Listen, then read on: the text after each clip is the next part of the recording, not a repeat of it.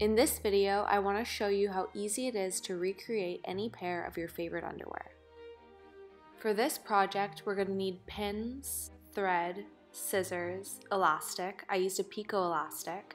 Fabric. You can use a stretch or a non-stretch, but for this example, we're going to use fabric with stretch. It helps to have a machine needle that's used specifically for finer fabrics, a pair of underwear that you like the fit of, and then finally some scrap fabric and a pen, and you can use a normal pen or a heat erasing pen. When recreating the pattern of a garment, it's important to note all of the already existing details.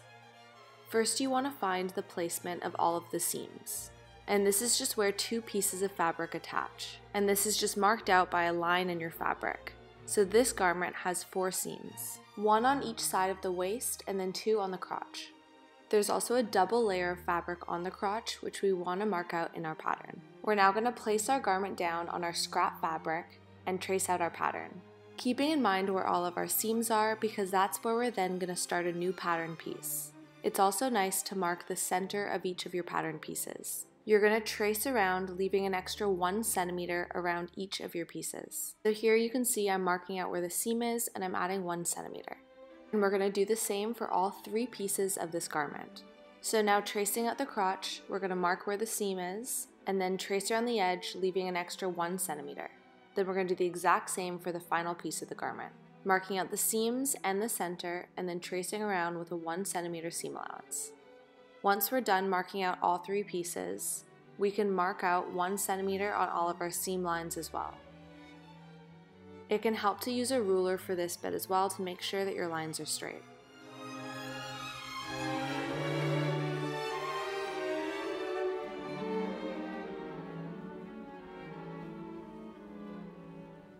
Then we're going to use our scissors and cut out all 3 of these pattern pieces. Because we traced it out, our pattern pieces might not be perfect, so now we want to make sure that they all fit together. So we're going to line up our pieces, fold over our seam allowance, and trim away any excess. We're going to do this for all 4 of our seams. The seam allowance on the crotch, as you can see here, is going to have a little bit of an angle so that it doesn't poke out on the sides. Then we're going to do the same for the next seam. The folding over of the seam allowance is just to recreate what it's going to look like when we sew these 2 pieces together. It's also important that the side seams line up, and if they don't, you can always just trim away a little bit of the excess fabric so that they do. It's good to fold your piece in half to ensure that both sides are symmetric, and if it's not, you can always trim away any of the excess. This is where it's beneficial to use fabric with stretch because it allows us to be a little more lenient with the pattern. With our pattern done, we're now ready to cut it out of our actual fabric. So we're just going to pin down all of our pieces, remembering we're cutting 2 pieces for the crotch.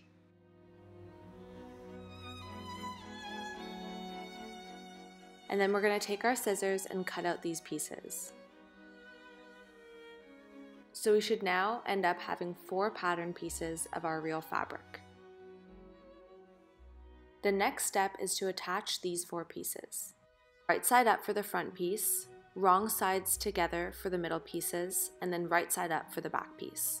So starting with the front piece, we're going to sandwich together the front piece between the 2 crotch pieces, which are right sides together, so that when you fold it open, you see the right sides of all of your fabric, and you have the wrong sides on the inside. Then for the back piece, we're technically doing the same thing, it just looks a little different because I'm folding over the seam allowance first. But here, if you see, we're still just sandwiching that piece in between the 2 layers of the crotch pieces. The point of this is so that no raw edges are showing. We're then going to sew where we pinned, creating those 2 seams, making sure that we're sewing through 3 layers of fabric. All of our sewing for this garment is going to be done with a zigzag stitch because we're using a stretch fabric. Next, we're going to attach the 2 side seams, placing right sides together and again doing a zigzag stitch.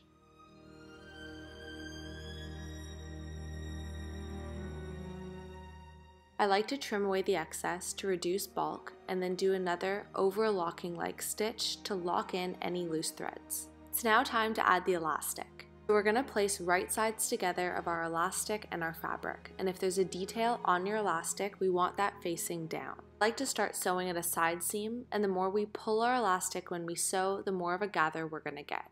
This is going to be a two-step process. Again, we're going to start sewing on the right side of our fabric with the right side of the elastic facing down, tugging as much as you like. I gave mine a very minimal tug as I sewed, and then I overlapped my elastic just a tiny bit. We want to trim away any of the fabric that's poking out from underneath the elastic. Next, we're going to fold that piece of elastic over and then do a second top stitch, again sewing on the right side of our fabric. You're going to pull the elastic as much as you did the first time to continue that tension. But again, I didn't really pull my elastic much while I was sewing. There's the top of the underwear done, and then we're going to do the exact same for the two leg holes. Again, when sewing elastic, I always like to try to start it at a side seam. I didn't mention this before, but it's good to try your garment on before adding the elastic because it's hard to make any adjustments once you've attached the elastic. And it can also help you decide how much you're going to pull the elastic to adjust the shape and the fit of the garment. I never cut the elastic before I sew it because I never want to end up with a piece that's too small, so I always just sew it, overlap it about 1 centimeter, and then trim it after. We're now doing that second stitch for both of our leg holes, folding over that elastic and doing a top zigzag stitch.